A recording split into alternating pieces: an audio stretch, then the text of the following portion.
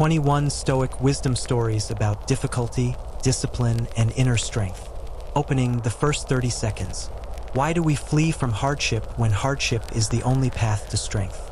The ancient Stoics knew a truth we have forgotten: that comfort is the enemy of character, that ease is the thief of resilience, and that every difficulty we avoid becomes a chain upon our soul. In the next hour, you will hear 21 stories that reveal how the greatest philosophers transformed suffering into power, how they welcomed adversity as a teacher, and how they built unshakable spirits in the furnace of life's harshest trials. This is not wisdom for the weak.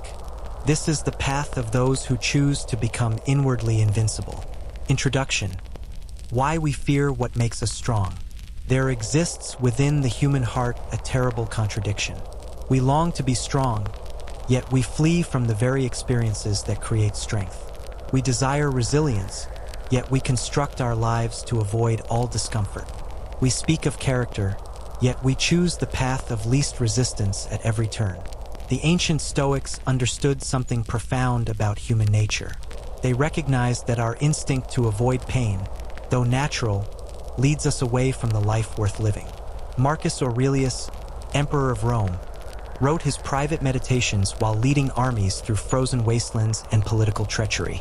Epictetus, born a slave, found freedom not in changed circumstances but in an unchanged mind. Seneca, advisor to tyrants, learned that no external power could touch the sovereignty within. These men did not stumble upon wisdom in comfort. They forged it in difficulty. Modern life offers us a dangerous illusion: that we can be strong without ever being tested, that we can develop discipline without ever denying ourselves, that we can build character while avoiding all hardship. This is not merely false. It is the opposite of truth. Just as a muscle grows only when stressed beyond its current capacity, the soul strengthens only when pressed beyond its present limits. The Stoics taught that difficulty is not an obstacle to the good life. Difficulty is the path itself. When we understand this, everything changes. The setback becomes training. The loss becomes instruction. The pain becomes the chisel that carves away everything weak within us, revealing the unbreakable core beneath. But we must choose this path. No one can force wisdom upon us. No one can make us strong against our will. The Stoics believed that our greatest power lies in this choice: to meet life's hardships not with resentment or complaint, but with willing acceptance. To say to difficulty, "I have been waiting for you. Show me what I am made of." This is not blind optimism. The Stoics were not fools who denied pain or pretended suffering was pleasant. They were realists who saw life clearly and chose their response with precision. They understood that while we cannot control what happens to us, we retain absolute authority over one domain: the interior landscape of our own minds. In the stories that follow, you will discover how this ancient wisdom applies to the modern struggle. Each tale contains a seed of transformation. Each lesson offers a tool for building the unshakable spirit. Some stories are drawn from history, others from the well of timeless truth. All point toward the same destination: a life of inner strength, regardless of outer circumstances. The journey begins not with comfort, but with the willing embrace of difficulty. Not with ease, but with chosen discipline. Not with pleasure, but with purpose. Let us begin. Story 1. The Blacksmith's Apprentice. In a village at the edge of the empire, a young man named Gaius approached the finest blacksmith in the land. "Teach me your craft," he said. "I wish to create works of beauty and strength." The blacksmith studied him for a long moment. "Very well," he said. "But understand this: the first year you will only tend the fire. The second year you will only work the bellows. The third year you will only strike the anvil with pieces of scrap metal. Only in the fourth year will you begin to make something worthy of your vision." Gaius felt frustration rise within him. Why must it take so long? Cannot I learn faster? The blacksmith placed a piece of raw iron into the forge. "Watch," he said. They stood together as the iron grew red, then white with heat. "This metal," said the blacksmith, "could become a blade that saves lives or a tool that feeds families, but only if it endures the fire, only if it submits to the hammer." only if it is plunged into cold water again and again until its weakness is burned away and its strength is locked into place. He pulled the glowing metal from the forge and began to strike it. Sparks flew with each blow. The metal does not choose the fire, but you do. You can leave now and seek an easier path. You can learn something that requires less of you, or you can understand that the difficulty you resist is precisely what will transform you into something unbreakable. Gaius remained. He tended fires until his hands were permanently marked by small burns. He worked bellows until his shoulders ached with every movement. He struck the anvil until the sound of metal on metal haunted his dreams. And in his 4th year, when he finally held a blade of his own making, he understood that every moment of difficulty had been necessary. The sword was strong because he had become strong. The metal was refined because he had been refined. The Stoic lesson: difficulty is not punishment, it is preparation. Just as the blacksmith does not heat metal to destroy it, but to perfect it, life's hardships do not come to break us, but to forge us into something stronger. We are the metal in the fire. We are being shaped by forces beyond our control, but we retain the choice of how we respond. Marcus Aurelius wrote, "The impediment to action advances action. What stands in the way becomes the way." Each obstacle you face is the exact training you need for the strength you seek. There is no shortcut to mastery. There is no path to resilience that avoids resistance. Practical application. When you face a task that seems impossibly difficult or unnecessarily tedious, recognize it as the fire that will refine you. The boring preparation, the repetitive practice, the unglamorous work that no one sees. This is where character is built. Do not seek the quick path. Seek the thorough path. Every moment you spend in difficulty is an investment in the unshakable version of yourself you are becoming. Accept the heat. Trust the process. Become the blade. Story 2. The Philosopher in Exile. Seneca, one of Rome's greatest minds, was banished to the island of Corsica by the emperor. Stripped of his position, his wealth effectively frozen, separated from everything he had built, he might have spent his exile in bitterness. Instead, he spent it in philosophy. On that rocky island, far from the halls of power, he wrote to his mother, "Do not be troubled for me. I have brought everything essential with me. My reason, my principles, my ability to think. These cannot be taken by any emperor, confined by any island, or destroyed by any circumstance." Years passed. Other exiles on the island grew bitter, their spirits corroding in resentment. They saw exile as the end of their lives, a punishment without purpose. But Seneca saw it differently. He wrote, "It is not because things are difficult that we do not dare. It is because we do not dare that things are difficult." He studied the island's nature. He observed the sea, the rocks, the simple lives of the people who called this place home. He wrote letters that would be read for centuries. He refined his philosophy not in comfort but in constraint. He proved that a philosopher needs nothing external to practice wisdom. When his exile finally ended and he returned to Rome, he was not the same man who had left. He had been tested by isolation, by loss, by the removal of everything he thought he needed. And he had discovered that he needed nothing but what he carried within himself. He wrote, "A gem cannot be polished without friction, nor a man perfected without trials."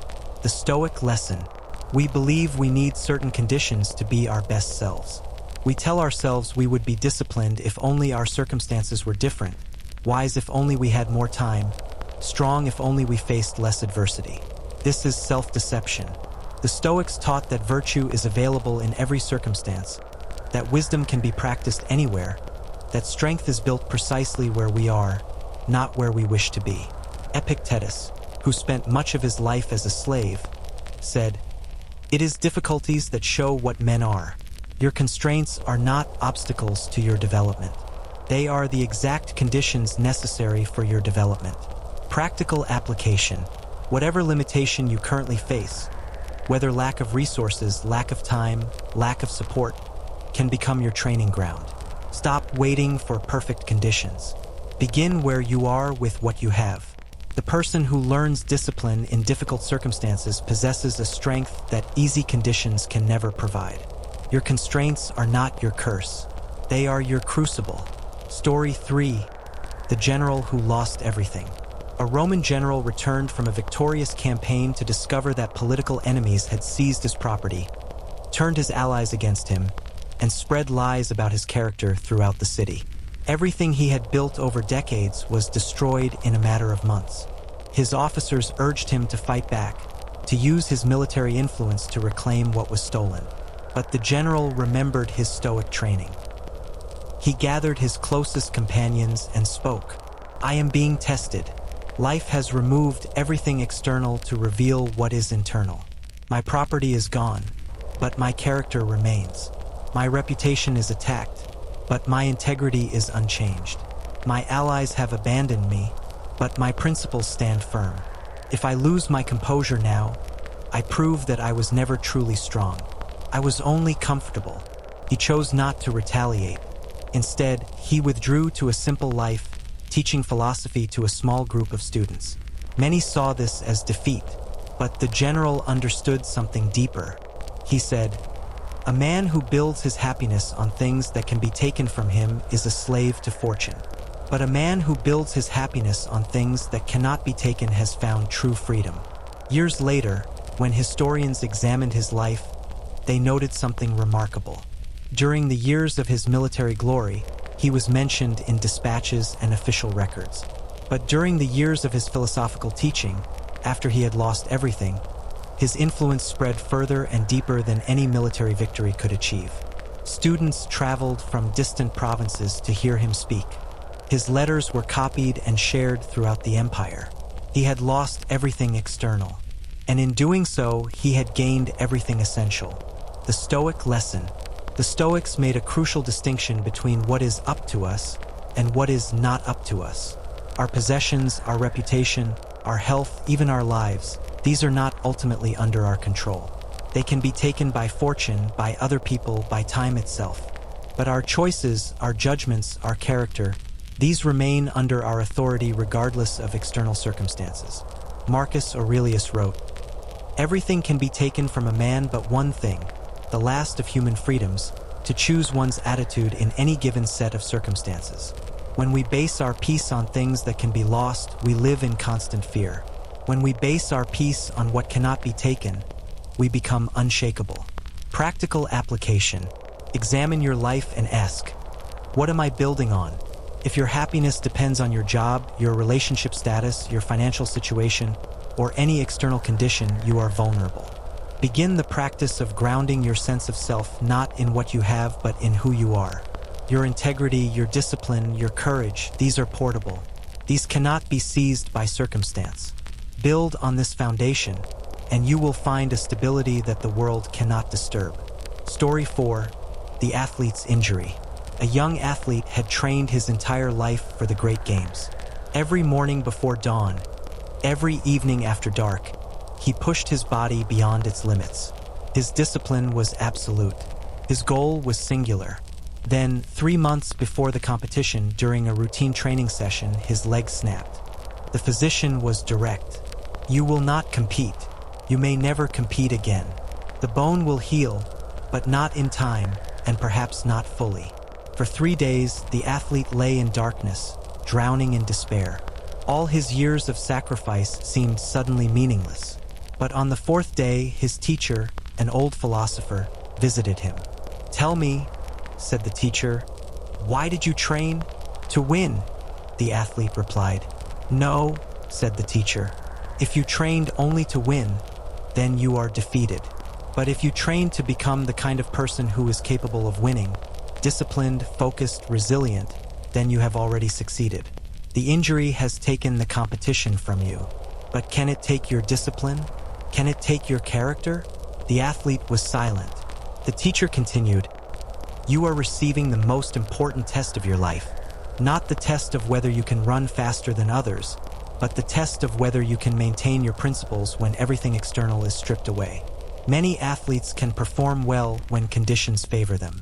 Few can maintain their spirit when fortune turns against them." The athlete began to train again, not his body, but his mind. He studied philosophy. He practiced accepting what he could not control. He learned to find meaning not in outcomes but in the quality of his effort. And when his leg eventually healed enough to walk without pain, he discovered something unexpected. He was stronger than before the injury, not in body but in soul. The Stoic lesson. We pour ourselves into external goals, the competition, the promotion, the achievement. These goals are important, but they are not under our complete control. At any moment, fortune can remove them. If our sense of worth depends entirely on achieving them, we are fragile. But if we focus on becoming the kind of person capable of pursuing them with excellence, we become anti-fragile. We grow stronger through setback. Epictetus taught, "Do not demand that events happen as you wish, but wish them to happen as they do happen, and you will go on well." Practical application. When your carefully laid plans collapse, when injury or illness or circumstance removes your goal, ask yourself, what was I really building? If you were building external achievement alone, you are defeated. But if you were building character, discipline, and inner strength, then you can continue that work regardless of circumstance. The goal was never the point. The person you became while pursuing the goal, that is what remains. Story 5. The Merchant's Ship. A wealthy merchant owned a fleet of ships. His entire fortune was invested in a single voyage carrying precious cargo across the sea. Halfway through the journey, a storm struck. For 3 days, the crew fought the waves. On the third day, the ship sank. Every member of the crew survived, but the cargo was lost. The merchant's fortune was gone. When news reached him, the merchant's family surrounded him, weeping for their changed circumstances. But the merchant himself remained calm. His wife, distraught, asked, "How can you be so unmoved? We have lost everything." The merchant replied, "We have lost money. We have lost goods. We have not lost everything. I still possess my skills. I still possess my knowledge of trade. I still possess my relationships built over years. Most importantly, I still possess my ability to think clearly and act wisely. These are the true sources of whatever wealth I built." The money was only their result. He began again with nothing but his mind and his character. He borrowed a small sum from old friends and purchased a single cartload of goods. He traded with the same wisdom he had always employed, but now with an additional quality: freedom from fear. Having lost everything once, he was no longer afraid of losing it again. Within 5 years, he had rebuilt his fortune. But more valuable than the restored wealth was the restored peace. He told his children, "Wealth that depends on external things is always temporary, but wealth that springs from internal qualities is permanent. I can teach you to build ships and trade goods, but the real inheritance I leave you is this: learn to ground your security not in what you possess but in what you are." The Stoic lesson. The Stoics called external things indifference. They did not mean these things are unimportant. They meant these things are not the source of our essential well-being. Money, property, reputation, we should use them wisely, but we should never depend on them for our peace of mind. Because everything external is subject to fortune, and fortune is not under our control. Seneca wrote, "If you shape your life according to nature, you will never be poor. If according to people's opinions, you will never be rich. Nature provides what we genuinely need. Opinion creates endless false needs that can never be satisfied." Practical application. Examine your relationship with material things. Do you own them, or do they own you? Are you using wealth as a tool, or are you enslaved to the fear of losing it? Practice this exercise. Regularly imagine losing everything external. Not to create anxiety, but to recognize that your essential self remains intact regardless of circumstances. When you stop depending on external things for internal peace, you become truly free. Story 6. The Student's Failure. A promising student of philosophy traveled to the great city to study under renowned teachers. He was brilliant, disciplined, and determined. After years of study, he was invited to present his ideas before the leading philosophers of the age. This was his moment to prove himself. He prepared meticulously. He memorized his arguments. He anticipated objections. But when he stood before the assembly and began to speak, his mind went blank. Words deserted him. Arguments he had rehearsed 1,000 times vanished. He stood in humiliating silence, then left the chamber in shame. For weeks, he hid from his teachers and fellow students. He considered abandoning philosophy entirely, but his primary teacher, an old Stoic, found him and said, "Do you know what you have been given? A gift more valuable than success." The student looked up in confusion. The teacher continued, "Success would have taught you that you are brilliant. Failure teaches you that you are human. Success would have made you confident in your abilities. Failure invites you to be confident in your character regardless of performance."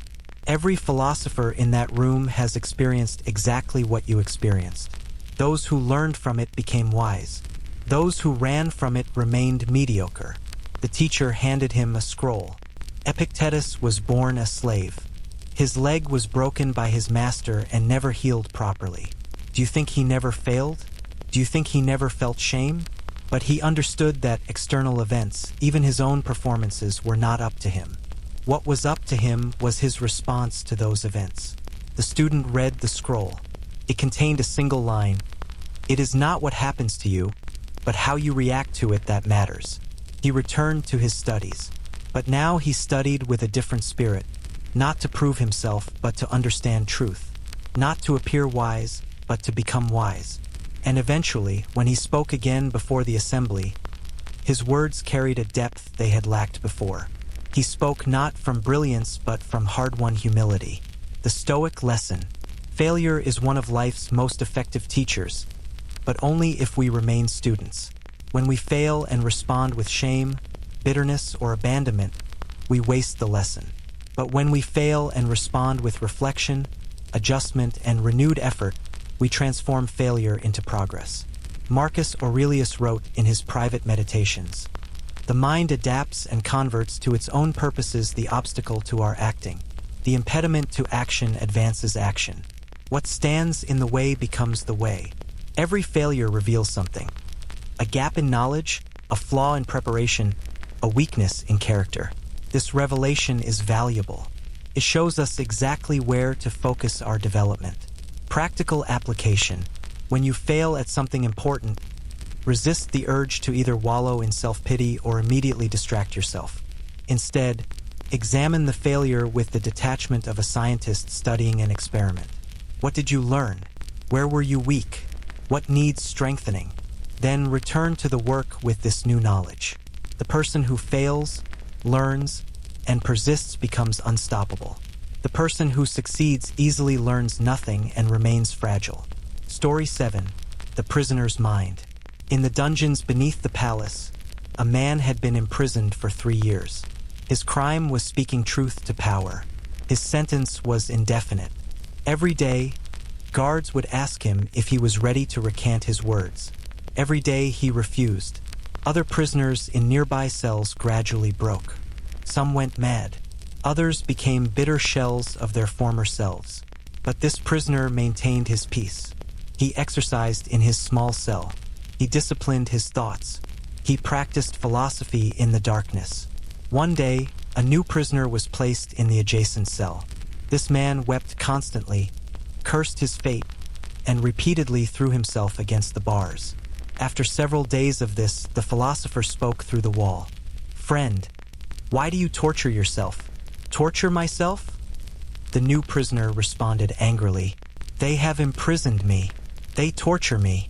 The philosopher replied, "They have imprisoned your body, but you are imprisoning your mind.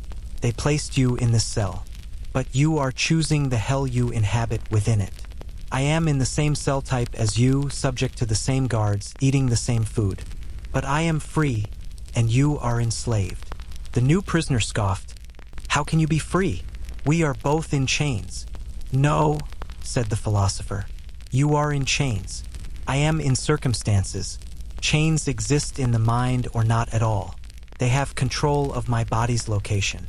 They do not have control of my thoughts, my principles, my peace. These remain mine. I give them freely to no one." Over the following months, the philosopher taught his neighbor the Stoic discipline. Slowly, the new prisoner's anguish diminished. He learned to control what he could control. His thoughts, his reactions, his daily practices. He could not change his imprisonment, but he could change his relationship to it. When both men were eventually released, the new prisoner said, "I entered prison free and emerged enslaved to bitterness. Then I met you and emerged more free than I entered." The Stoic lesson: freedom is an internal condition, not an external one. We can be physically free yet enslaved to our fears, our desires, our need for approval. Or we can be physically constrained yet internally sovereign. The Stoics taught that true freedom comes from recognizing what is under our control and relinquishing the demand to control what is not. Epictetus, who knew slavery firsthand, taught, "Freedom is the only worthy goal in life. It is won by disregarding things that lie beyond our control. Nothing can touch the mind that has withdrawn its consent to be disturbed."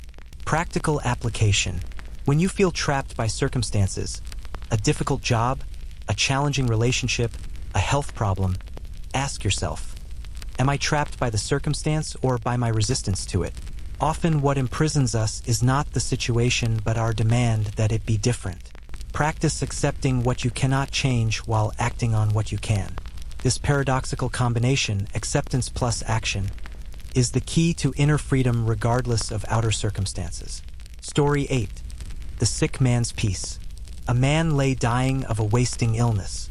His body deteriorated slowly over months, each day bringing new limitations, new pain. Friends who visited expected to find him despairing. Instead, they found him remarkably peaceful. One friend, confused by this tranquility, asked, "How are you not consumed by fear? How do you face this with such calm?" The sick man smiled slightly. "What should I fear? That I will die. I was always going to die. The only difference is that now I know approximately when. This is clarity, not tragedy." "But your suffering is temporary," the sick man interrupted gently. "All experience is temporary. I have learned to observe my pain without being controlled by it. The body suffers, I do not deny this, but I am more than my body. The essential self, the part that observes and chooses, remains untouched." He paused, gathering strength to continue. "I have had a good life. I have loved and been loved. I have thought deeply and lived with purpose. Now I face the final act of human existence. I can face it with dignity or with terror, the choice of which is mine alone. But do you not wish for more time? Wishing for what cannot be does not give me time. It only takes peace from the time I have. I am using these final days as I used the earlier ones, to practice wisdom, to strengthen my mind, to accept what is with grace. This is the final test, and I intend to pass it." When the man died 3 weeks later, those present reported that his last words were simple. "It is done. I am satisfied." The Stoic lesson: death is not an evil to be feared, but a natural process to be accepted. We all die. This is certain. What is not certain is whether we will live with the constant anxiety of death or the accepting peace that comes from understanding our mortality. The Stoics practiced memento mori, remembering death, not to become morbid, but to become grateful and present. Marcus Aurelius wrote, "You could leave life right now. Let that determine what you do and say and think." When we remember that our time is finite, we stop wasting it on triviality and drama. We become serious about what matters. Practical application: once each day, remember that you will die. Not eventually, soon, perhaps today. This is not pessimism. It is realism. Use this awareness to cut through the trivial concerns that consume so much mental energy. Would you argue about small things if you knew you had 1 week to live? Would you hold petty grudges? Would you waste hours on meaningless distractions?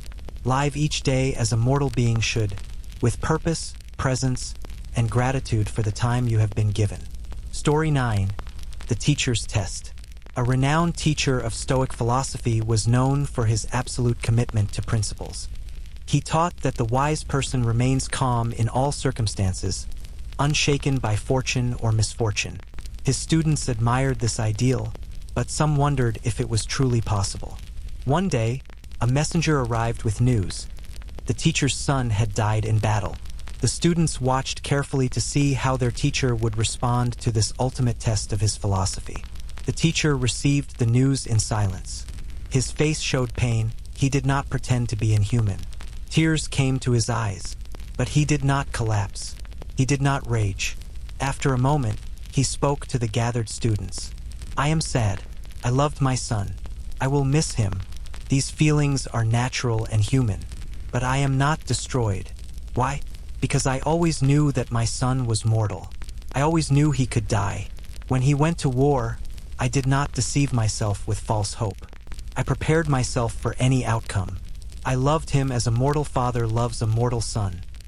Deeply, but without the delusion that love can prevent death." A young student, overwhelmed with emotion, blurted out, "How can you be so cold? Your son is dead." The teacher turned to him with gentle firmness. "I am not cold. I am clear. Cold would be feeling nothing. I feel everything, but I do not add unnecessary suffering to necessary pain. My son's death is painful enough without me adding the suffering of railing against fate, of cursing the gods, of collapsing into despair. Those reactions would not bring him back.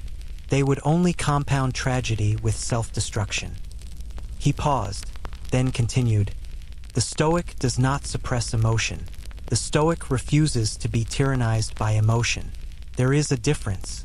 I honor my son's memory by maintaining the principles he knew I held. I honor his life by continuing to live mine with dignity." In the following weeks, the teacher grieved. But he also continued teaching, continued living, continued practicing philosophy.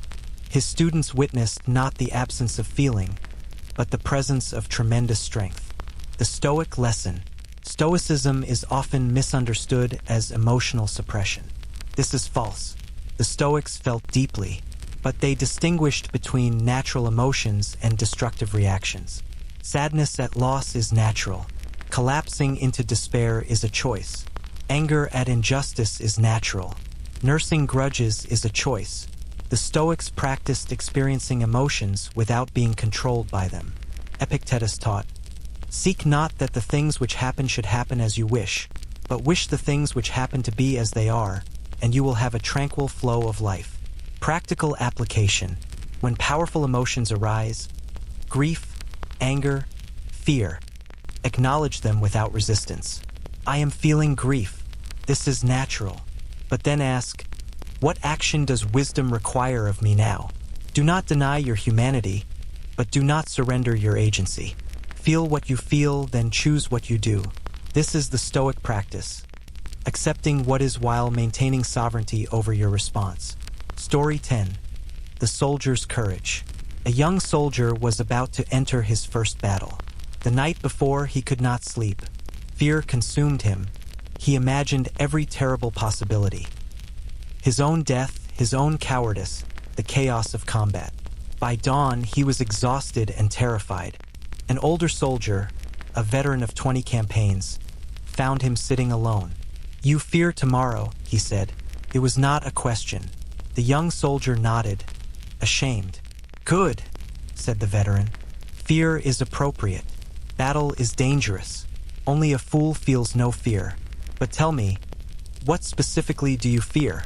"Death," the young soldier replied immediately. "No," said the veteran. "You fear dying badly. You fear showing cowardice. You fear failing yourself. Death itself is simple. It is the manner of facing death that concerns you." The young soldier realized this was true. The veteran continued, "Here is what I learned across 20 years of war. You cannot control whether you live or die tomorrow. That is in the hands of fate. But you can control whether you act with courage or cowardice. Focus your entire will on this. When the moment comes, do your duty. Not because you feel brave, you probably will not, but because you choose to act correctly regardless of how you feel. But what if I freeze? What if fear overcomes me? Then you will have learned where you need to grow stronger. But understand this clearly. Courage is not the absence of fear. Courage is action in the presence of fear.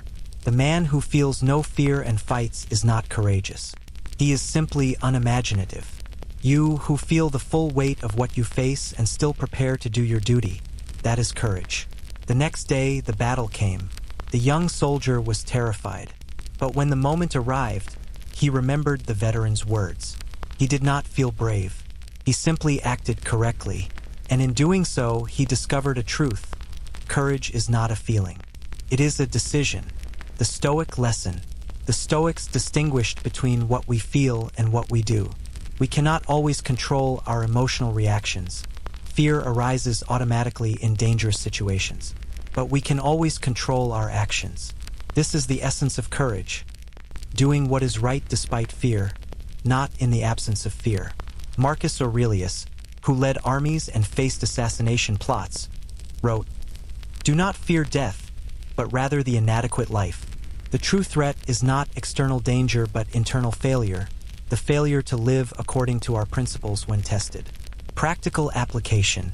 When you face a situation that terrifies you, a difficult conversation, a risky decision, a necessary confrontation, do not wait to feel courageous.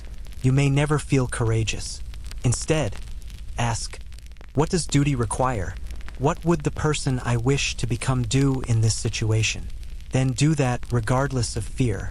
Over time, you will discover that courage is built not by feeling brave but by acting bravely despite feeling afraid. Story 11. The Insulted Philosopher. A philosopher was walking through the marketplace when an angry man confronted him, shouting insults and accusations. A crowd gathered, expecting the philosopher to respond with equal anger. Instead, he stood calmly, listening to the tirade without interruption. When the angry man finally exhausted his fury, the philosopher spoke.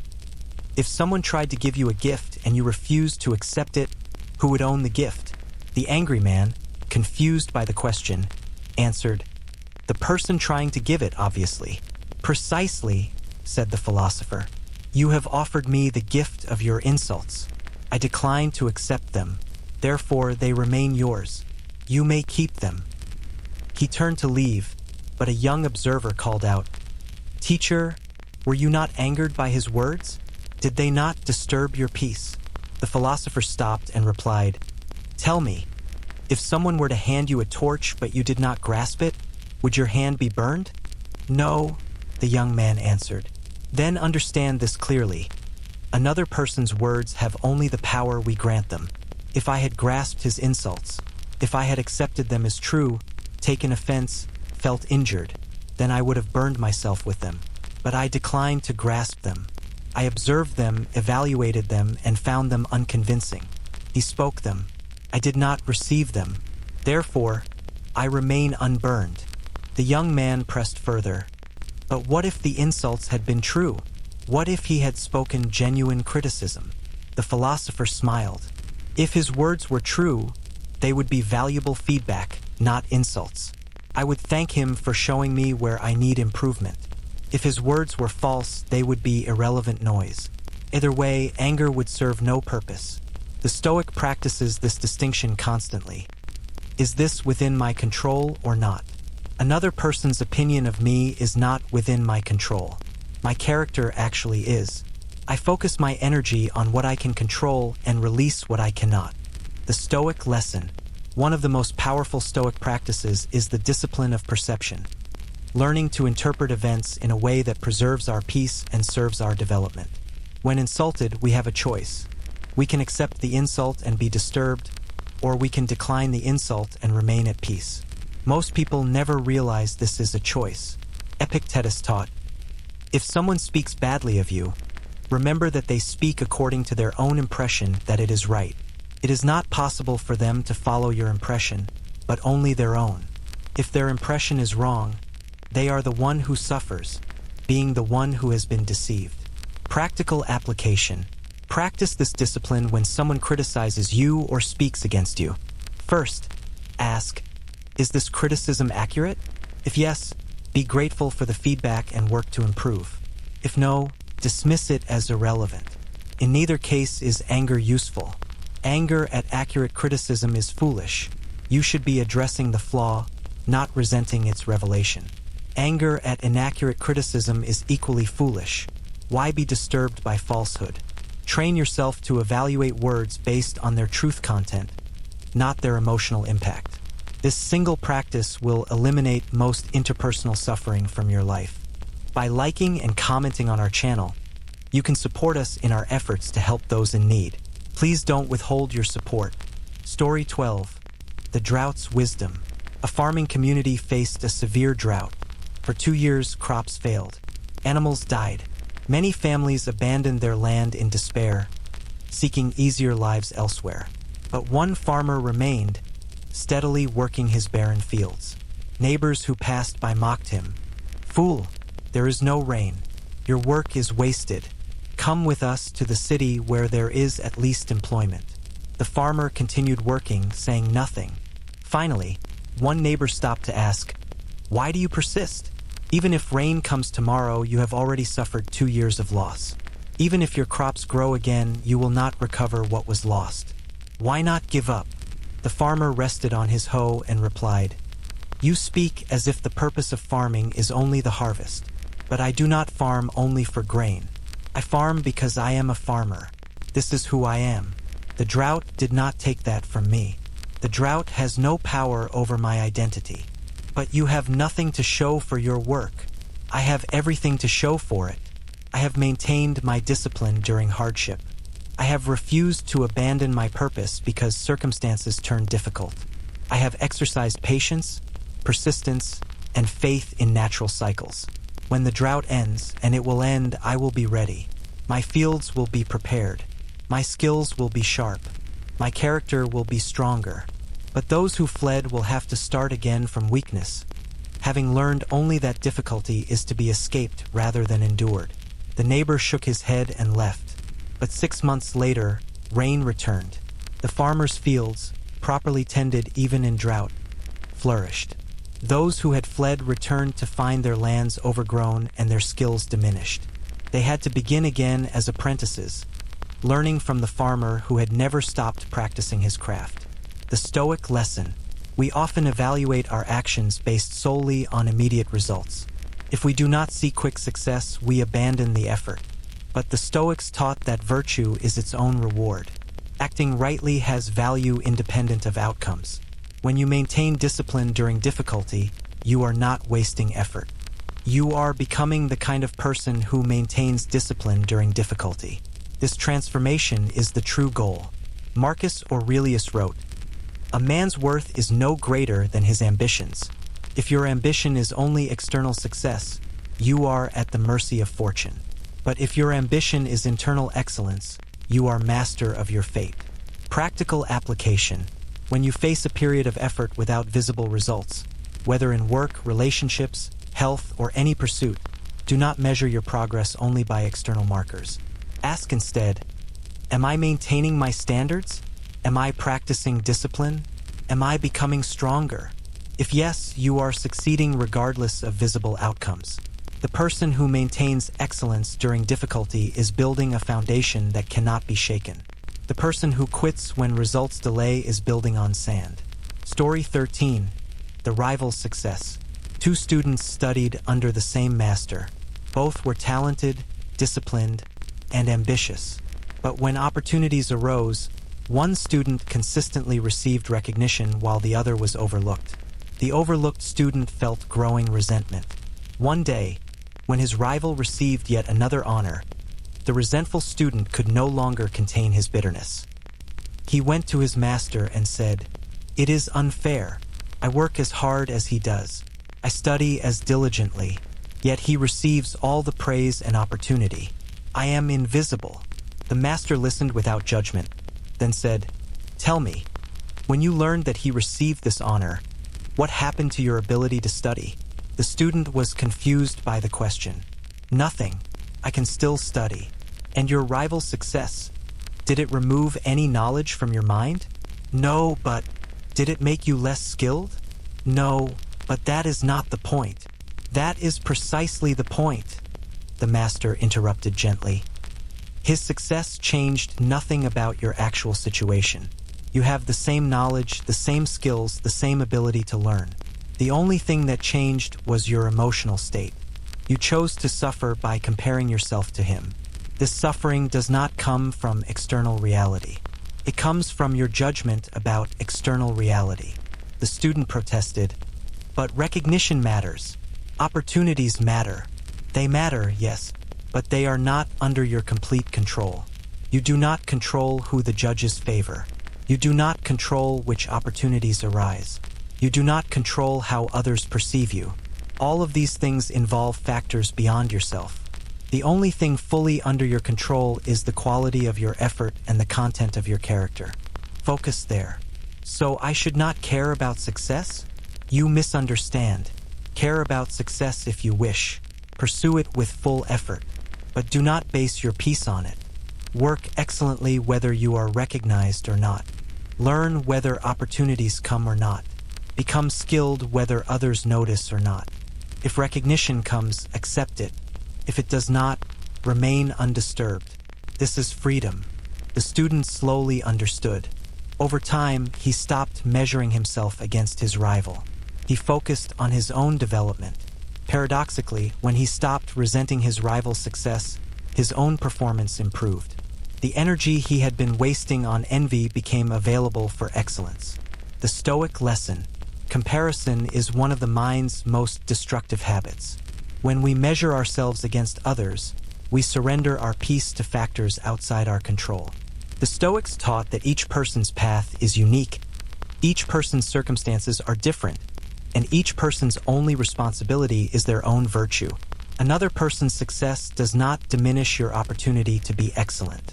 Epictetus said, "If someone is better than you at something, know that they accomplished this through greater effort. In those things where effort is possible, you could be equally good if you chose to make equal effort." Practical application. When you find yourself envying another's success or resenting their advantages, practice this redirection. What can I control in this situation? Not their success, that is theirs. Not the unfairness of circumstance, that is reality. But you can control your effort, your learning, your attitude. Pour your energy there. Make yourself so focused on your own development that you have no attention left for comparison. This is not lowering your standards. This is raising your focus. Story 14. The Child's Question. A young child asked his father, a Stoic philosopher, "Father, why do you choose the difficult path? Why do you fast when you could feast?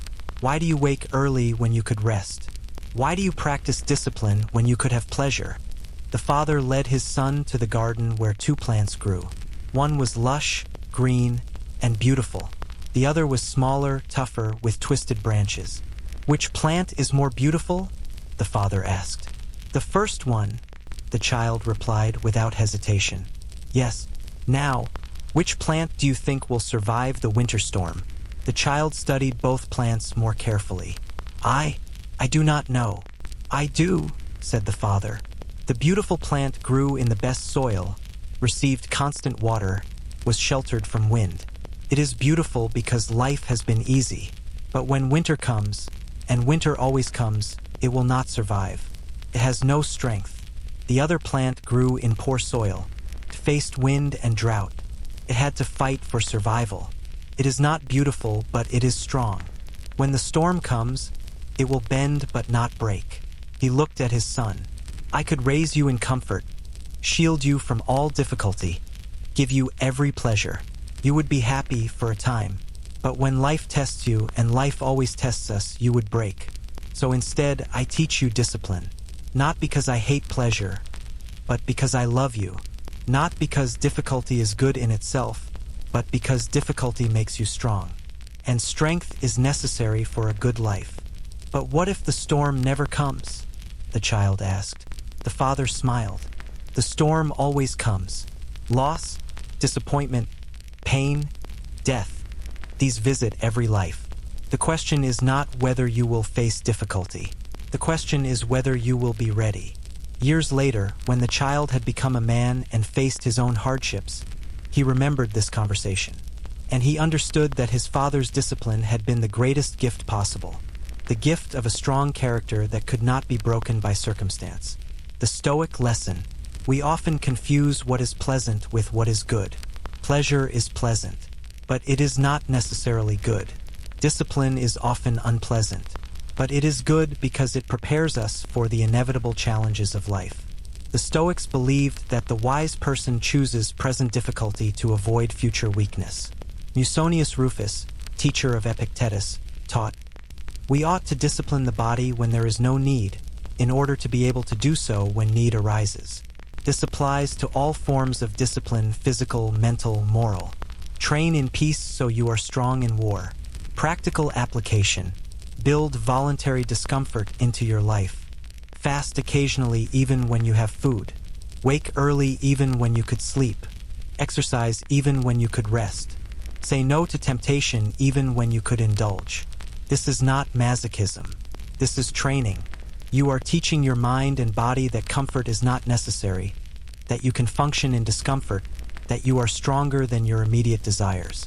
When involuntary hardship comes, and you will be ready because you have already practiced being uncomfortable by choice. Story 15. The Broken Sword. A master swordsman owned a blade that had been in his family for generations. It was perfectly balanced, flawlessly crafted, more valuable than most men's houses. During a crucial battle, the sword shattered against an opponent's armor. After the battle, which he survived using a fallen soldier's inferior weapon, others expected him to mourn the loss of his treasured blade. Instead, he seemed thoughtful, almost pleased. "You have lost your most prized possession," a fellow warrior said. "Yet you do not grieve." The swordsman replied, "I have lost nothing essential. The sword was a tool, not my skill. It was metal, not my courage. It was an object, not my character. Did the sword make me dangerous, or did I make the sword dangerous? But it was priceless." No, price is what something costs. Value is what something is worth. That sword cost a fortune, but its value was only in what it enabled me to do. Now I will use a different tool. My capability remains unchanged. Still, you must feel the loss. The swordsman paused, then said, "I feel something, yes, but loss? No, I never truly possessed that sword. I only borrowed it for a time. All external things are borrowed, wealth, possessions, even our bodies. We use them for a while, then we return them to the universe. I borrowed that sword longer than most. Now it has been returned, broken in service.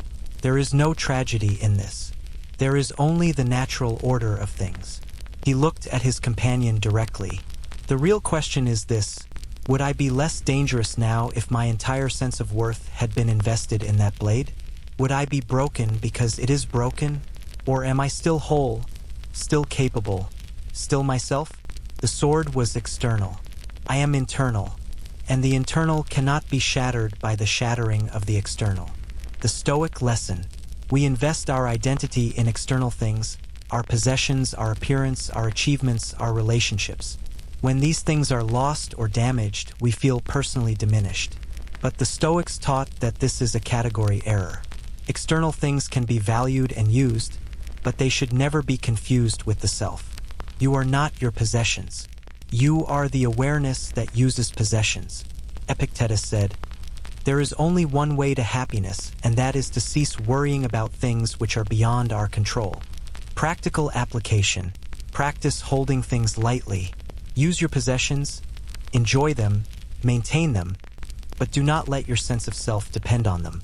Regularly ask yourself, if I lost this tomorrow, would I still be myself? Would I still be capable? Would I still have value? If the answer is yes, you have the right relationship with that thing. If the answer is no, you have become enslaved to it. Freedom requires us to be in the world, but not dependent on the world. Story 16. The Interrupted Journey. A traveler set out on a long journey with carefully laid plans. He had mapped every stage, scheduled every rest, calculated every expense. But 3 days into the journey, his horse went lame. His plans were ruined. He stood by the roadside, frustrated and angry. Another traveler, an older man, approached and asked what troubled him. "My entire journey is destroyed," the younger man exclaimed. "I had everything planned perfectly. Now I must delay for days while my horse heals, or spend money I do not have on another horse. Everything is ruined."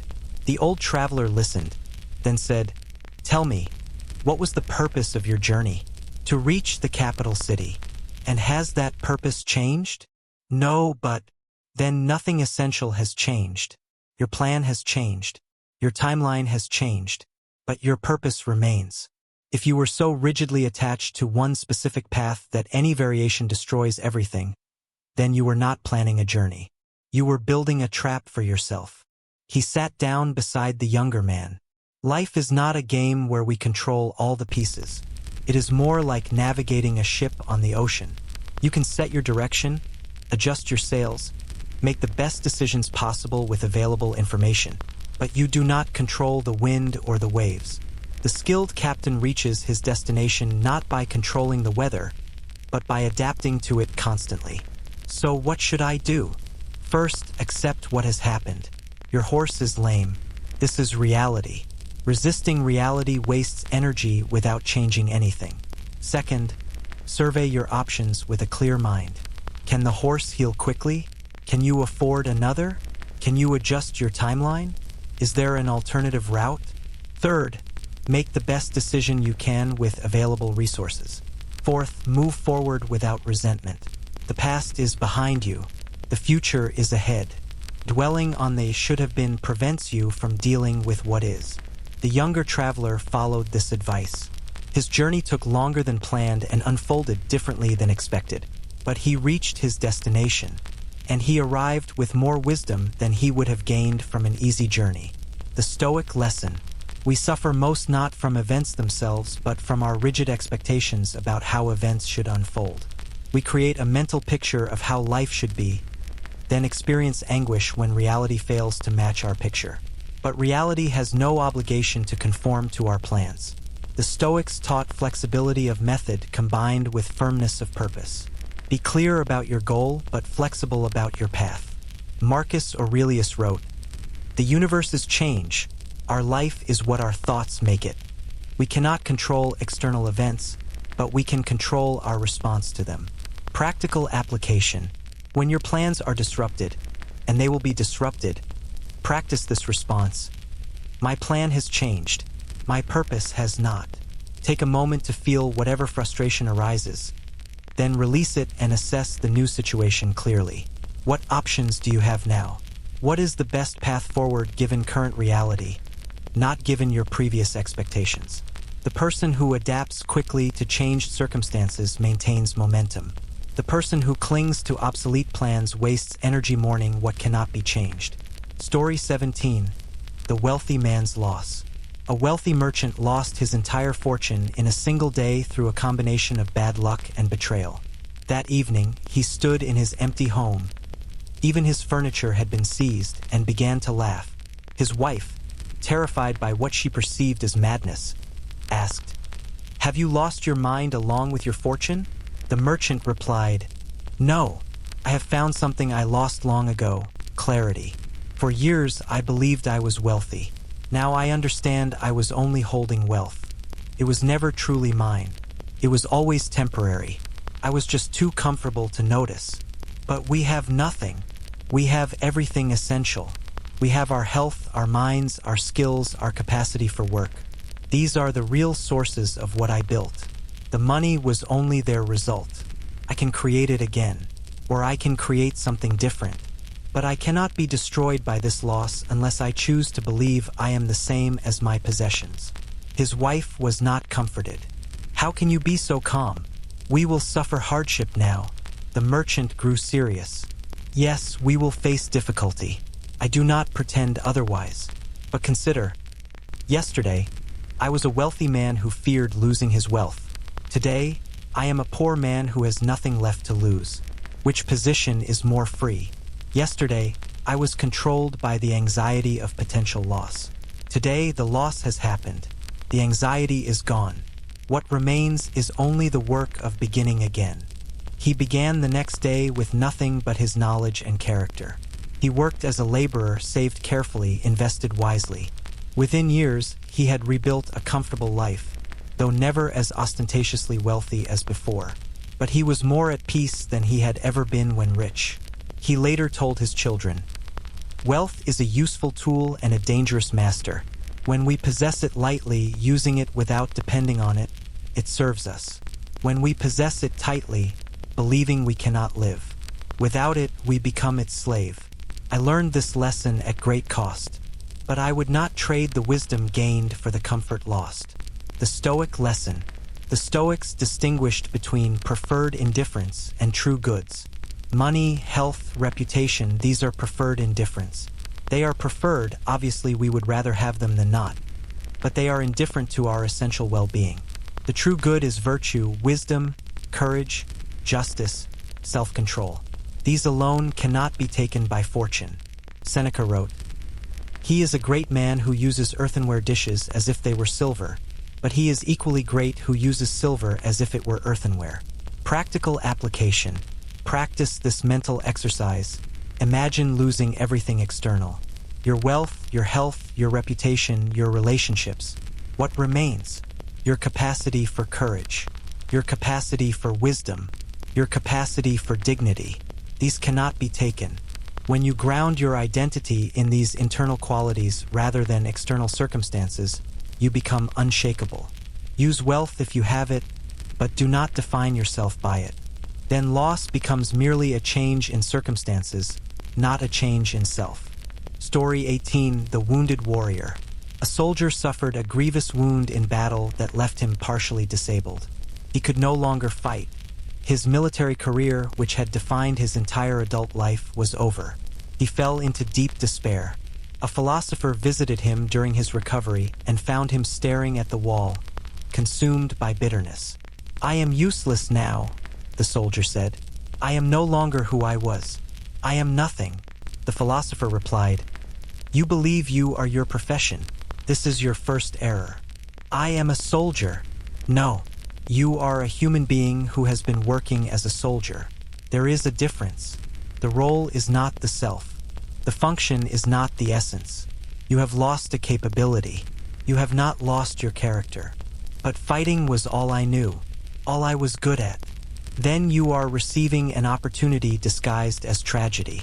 You have been forced to discover what else you might become. Most people spend their entire lives in one narrow channel, never exploring their other potential. You have been pushed into unexplored territory. You can either see this as punishment or as liberation. The soldier was not immediately convinced, but over time, as he healed, he began to explore other possibilities. He discovered he had skill in teaching younger soldiers.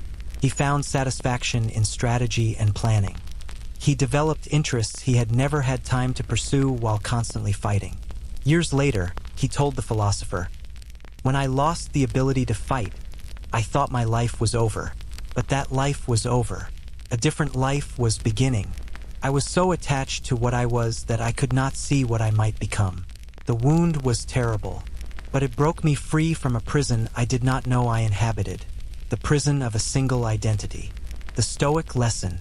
We construct rigid identities based on our roles, our abilities, our circumstances. I am a soldier. I am a mother. I am a doctor. When circumstances change and we can no longer fulfill that role, we experience not just practical difficulty but existential crisis. But the Stoics taught that we are not our roles. We are the consciousness that inhabits roles. Roles change. Consciousness remains. Marcus Aurelius, who held ultimate power as emperor, constantly reminded himself in his private writings that the role was not the self. He knew that any day could bring his removal from power, and he did not want his peace to depend on maintaining his position. Practical application. Examine the roles you currently fill. Then ask, if I could no longer do this, would I still have value? Would I still be myself? Separate your identity from your functions. You are not your job, your relationship status, your health status, or any other external role. You are the awareness that experiences all these things. When you understand this, role changes become transitions rather than tragedies. You adapt rather than collapse. Story 19. The Artist's Masterpiece. An artist spent 5 years creating what he believed would be his masterpiece. He poured his entire soul into the work, developing techniques specifically for this piece, imagining the recognition it would bring. When it was finally complete, He arranged for it to be displayed at the most prestigious gallery in the city. The opening night arrived. Critics came, patrons came, fellow artists came. The artist waited nervously for their response. But the response was indifference bordering on dismissal. Critics praised other works. Patrons purchased other pieces. By the end of the evening, his masterpiece had been largely ignored. He returned home devastated. A friend, concerned by his despair, visited him the next morning. "Your work is excellent," the friend said. "The critics are wrong." "Then why do I feel this crushing weight?" the artist asked. "If the work is good, why does their dismissal destroy me?" "Because," his friend replied, "you created the work for them, not for yourself. You invested 5 years not in the joy of creation, but in the expectation of recognition. The work was never the point. The applause was the point. And so you placed your piece in the hands of people who do not care about your piece." The artist protested, "But I want my work to be appreciated." Wanting appreciation is natural. Needing it is a prison. Tell me, was the work beautiful when you completed it before anyone else had seen it? Did it achieve what you set out to create? The artist thought carefully. "Yes, when I finished it, before I thought about the exhibition, I felt complete, satisfied.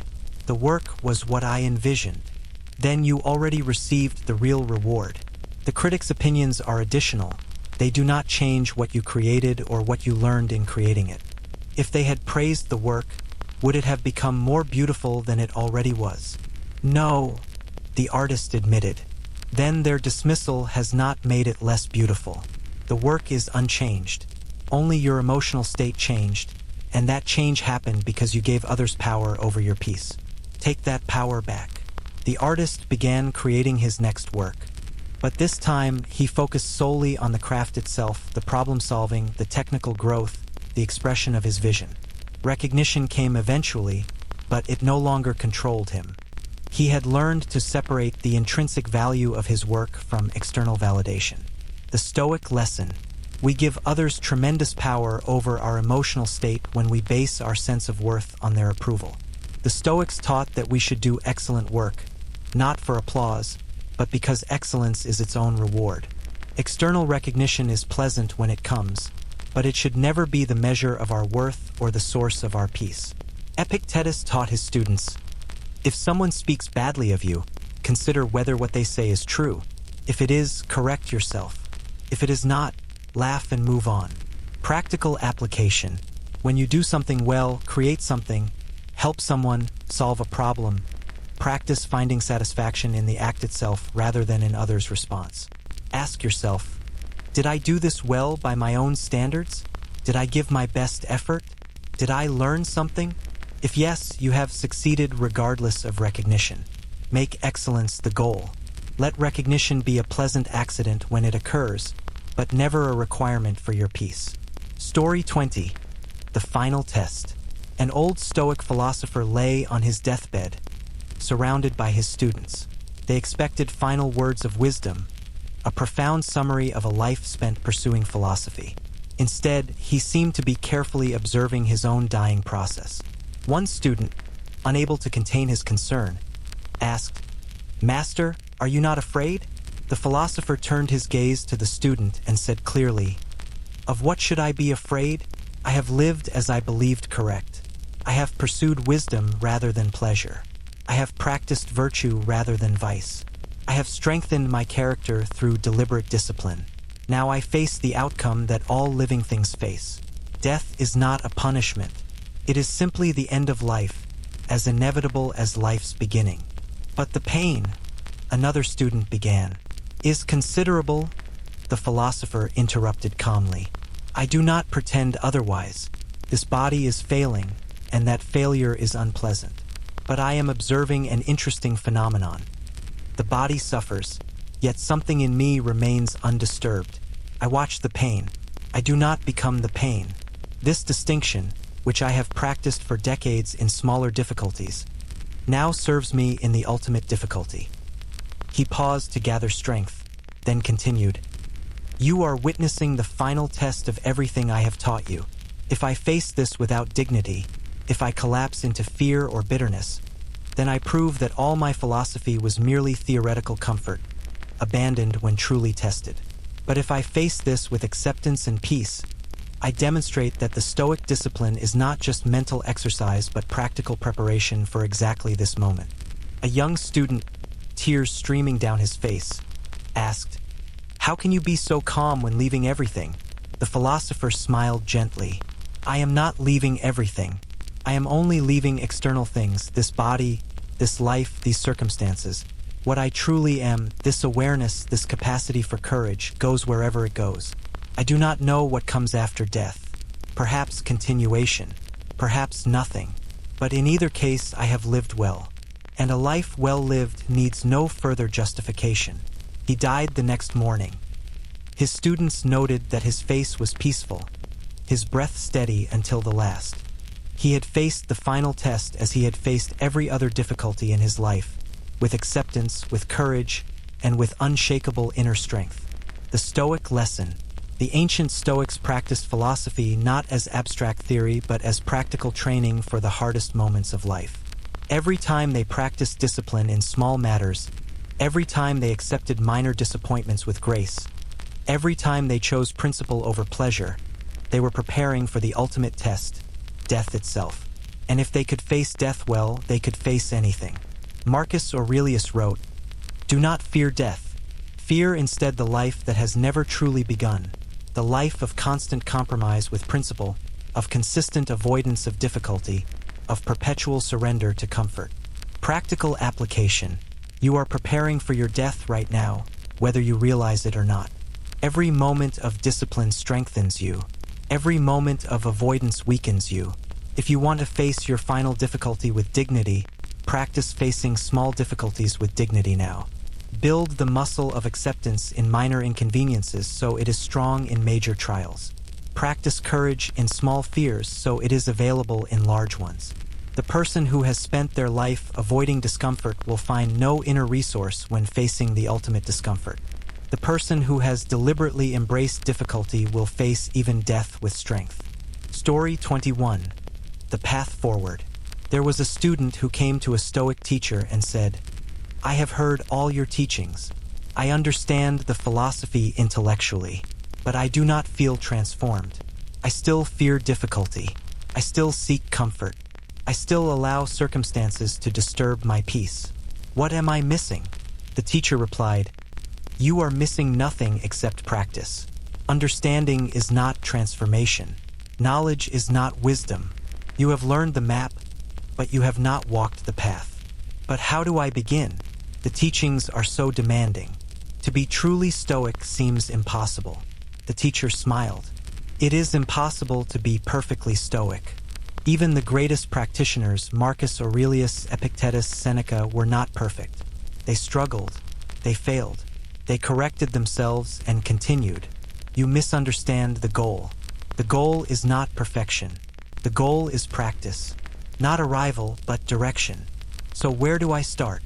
Start with one choice right now. When the next difficulty arises, and it will arise today, you have two paths. The old path is to resent the difficulty, to wish it were not happening, to feel victimized by circumstance. The new path is to accept the difficulty as your current training, to examine what it teaches, to respond with deliberate discipline rather than reactive emotion. Choose the new path once, just once. And then the next difficulty will come, perhaps an hour from now, perhaps tomorrow, and you will again face two paths. Choose the new path again. Do this not perfectly, but repeatedly. Each time you choose acceptance over resentment, you become slightly stronger.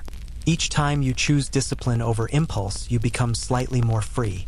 Each time you choose wisdom over emotion, you become slightly more yourself, your real self, not the reactive self that has been running your life.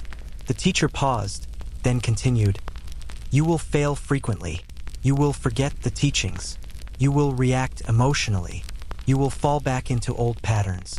This is not failure, it is the process. The Stoic path is not a single leap to enlightenment. It is 10,000 small choices, 10,000 minor disciplines, 10,000 tiny victories over the self that wants only comfort. Does it ever become easy?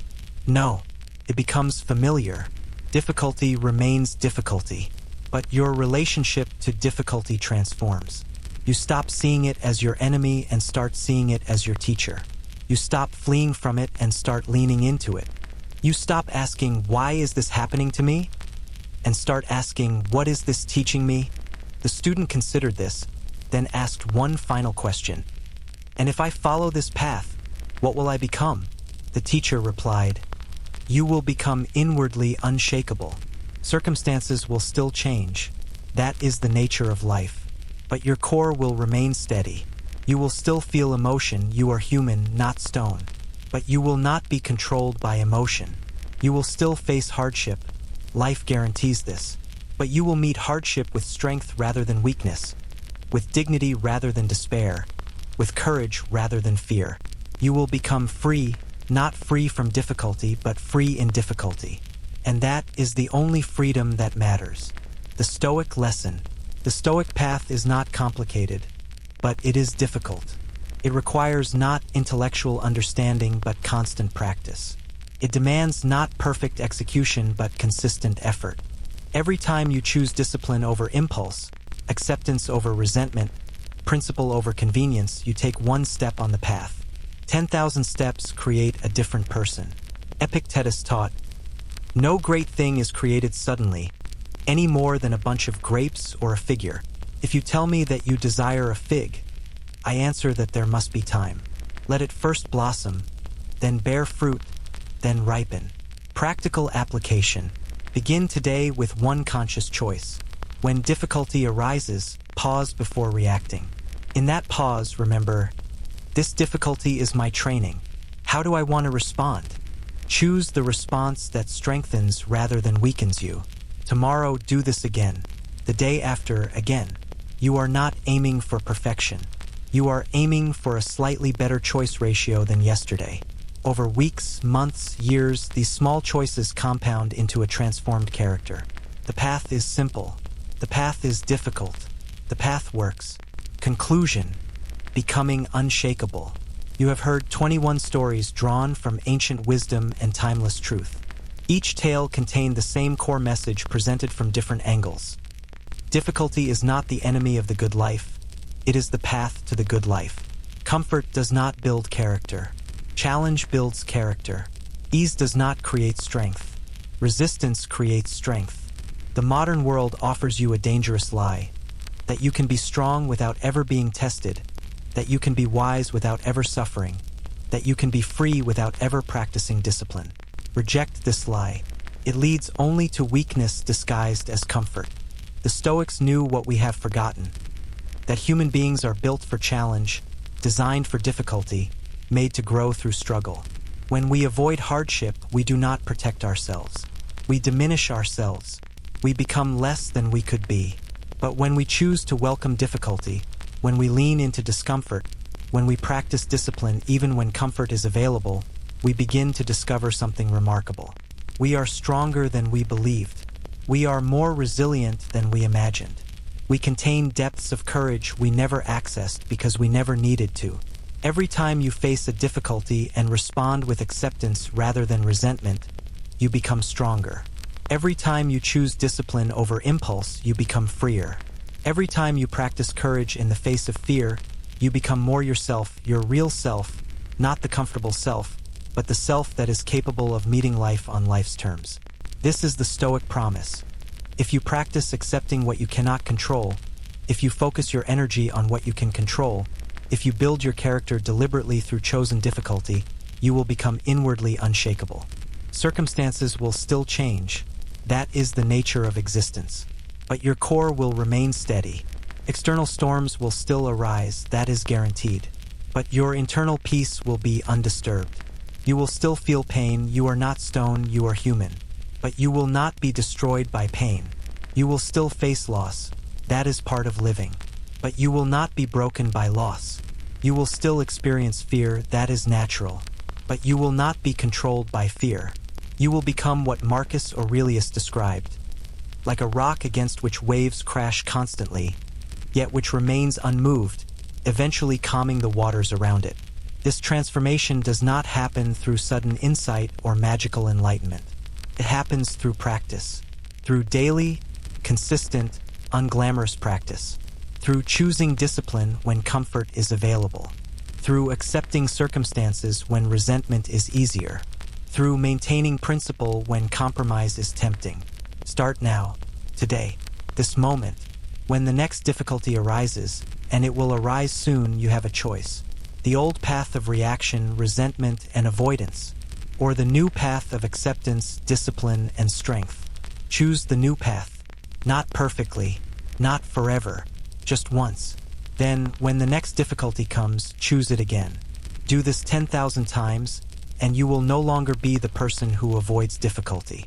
You will be the person who welcomes it, who uses it, who grows through it. You will be inwardly unshakable. This is the Stoic path. This is the path of strength through difficulty, of freedom through discipline, of peace through acceptance. The path is difficult. The path is necessary. The path works. Walk it,